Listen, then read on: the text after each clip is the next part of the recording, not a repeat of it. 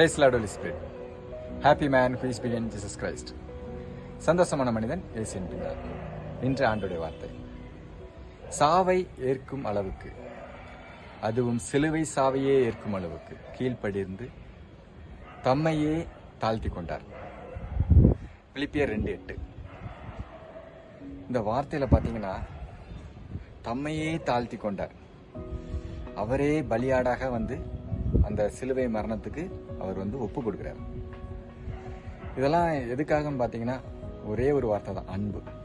அவர் நம் மீது கொண்ட அன்பு, மக்களினுடைய பாவத்தெல்லாம் சுமந்து தீக்கணும் அப்படிங்கறதுக்காக.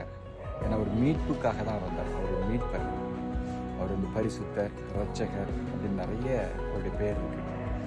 அப்படி மகிமை பொருந்திய பாத்திரமாக அவர் இருக்கிறார். அவர் தேவனுடைய குமாரனா இருந்தும் மக்களுடைய பாவங்களை சுமப்பதற்காகவே வந்திருக்கிறார். ஆக்சுவலாக இந்த சிலுவை மரணம் 5 காயங்களை பற்றி நிறைய இடத்துல பேசப்படுகிறது. இந்த 5 காயங்கள் ரொம்ப ரொம்ப வலிமிக்க காயங்கள். அதாவது ஆணியால கால்களையும் கைகளையும் தொலைக்கப்படுறது செம்ம பயங்கரம். அதனுடைய வேதனையை தாங்கவே முடியாது. ஆனால் அவர் தொடக்கத்திலிருந்தே முள்முடி சூடி சிலுவையை சுமந்து கொண்டு, அது மட்டும் இல்லை, உடல் வலியை தாண்டி வர வழியில மக்கள் அவரை தூசிக்கிறாங்க, துப்புறாங்க, காரி துப்புறாங்க. அவர் பாவமே அறியாதவர். அவர் நன்மையே செய்து சுற்றி திரிந்தார்.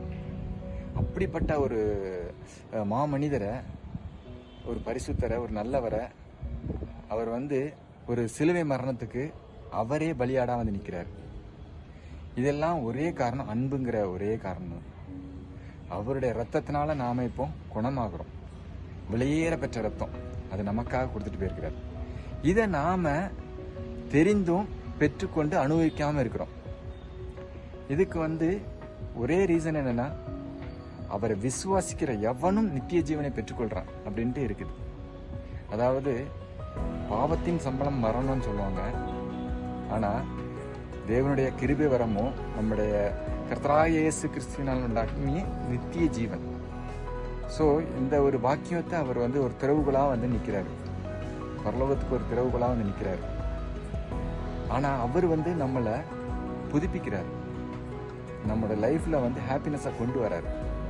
அதாவது நம்ம எந்த விதத்திலாவது, எந்த சூழ்நிலையாவது ஒதுக்கப்பட்டிருந்தாலோ, அல்லது உடல் பலவீனம், சுக பலவீனம், அல்லது நம்மளுக்கு தோல்வி, கடன் பிரச்சனை, எத்தனையோ காரியங்கள் இருக்கு நம்முடைய வாழ்க்கையில நம்முடைய சந்தோஷத்தை குறைவு கொண்டு வர்றதுக்கு.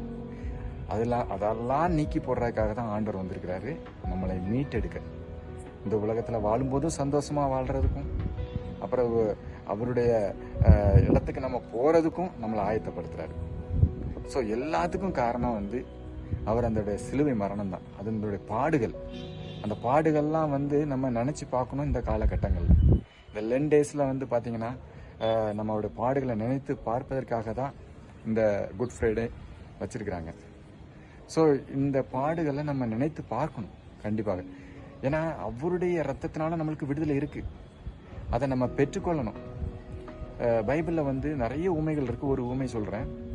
ஆக்சுவலாக பரிசேயர், வரி வாங்குவோர், இப்படி 2 பேர் இருக்கிறாங்க. இதில் ஒருத்தர் பெருமையாக பேசுறாரு, ஒருத்தர் தன்னை தாழ்த்துறாரு.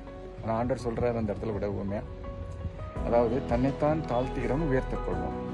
என்னதான் நீங்க ஆண்டவருக்கு ரொம்ப பிரியமான பிள்ளைகளா இருந்தாலும் கூட, ஆனா அந்த இடத்துல ஒரு மனிதர் வரி வாங்குவோர் பாத்தீங்கன்னா தன்னை தாழ்த்துறாரு.